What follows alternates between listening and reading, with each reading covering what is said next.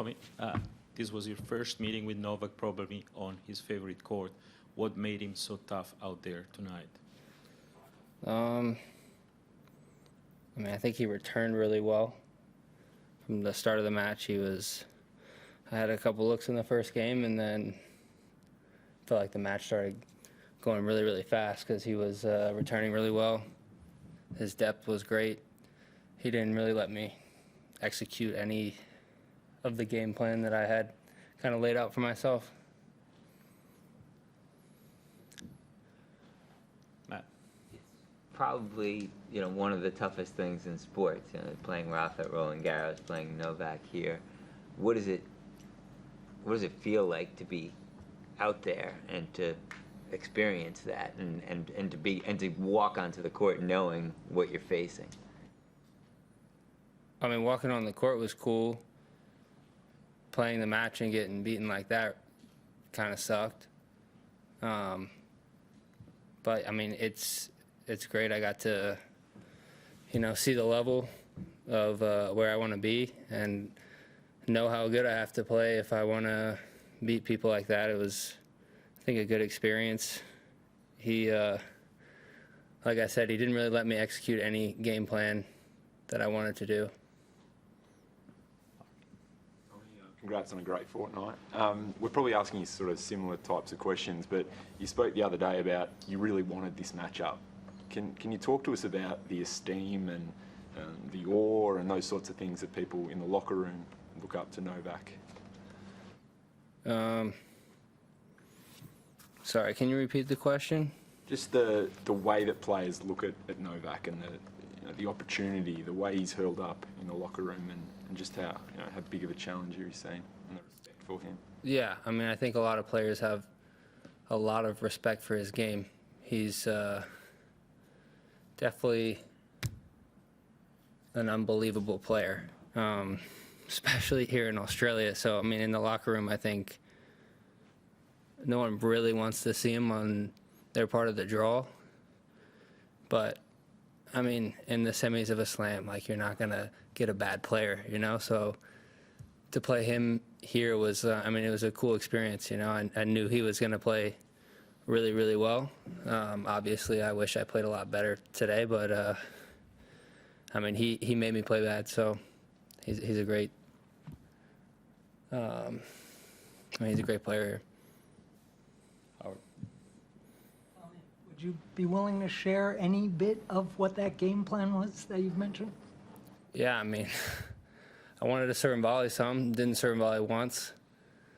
It's hard when my first serve percentage was pretty low, and when I did make my first serve, I felt like he was returning it to the baseline, and I was automatically on defense. So, I don't know, it's like you get down love 30 in your service games, it's hard to be like, all right, I'm going to serve and volley now. I wanted to throw in drop shots. Didn't get any opportunities to do that because he was hitting so deep. Wanted to change up pace with my slice. Missed my first 3 slices of the match, so then I was like, all right, I'm going to start hitting my backhand. I'm not slicing well today.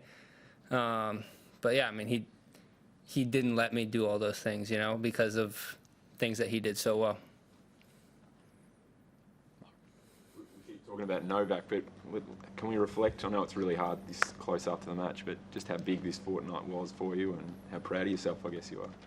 Yeah, definitely. I mean, I'm stoked to have made semis here.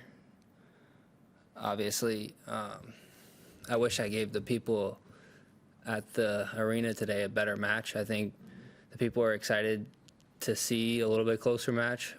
Every time we had some good points, the crowd was ready to get loud and have fun. So, I really wish I gave them a better match. But yeah, great 2 weeks for me. Obviously, got to carry it throughout the whole season. It's about consistency, I don't want to be a one-hit wonder, When you did make that run there in the first set and you got back to 5-all, what was sort of your mindset? Did you feel like, okay, we're starting over here, it's even, or I'm into this now?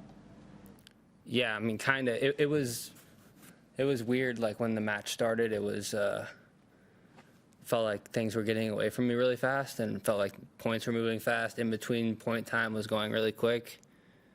And then he gave me a couple looks. I extended a couple points, and feel like he got like a little irritated with something, and the crowd started getting a little rowdy, and it started getting really fun, you know. And then I got it to 5-all. I don't really remember what happened there, but I just remember like after that, I think I lost like 6 games in a row or something, 7 games in a row. So obviously he should have done something different, or he stepped up and played great tennis. Anyone else? Was there anything that surprised you about his game? I mean, you've probably seen him 100 times, playing 100 times, and you've hit with him. I would say probably second serve was better than I thought it was. Thought it was going to be.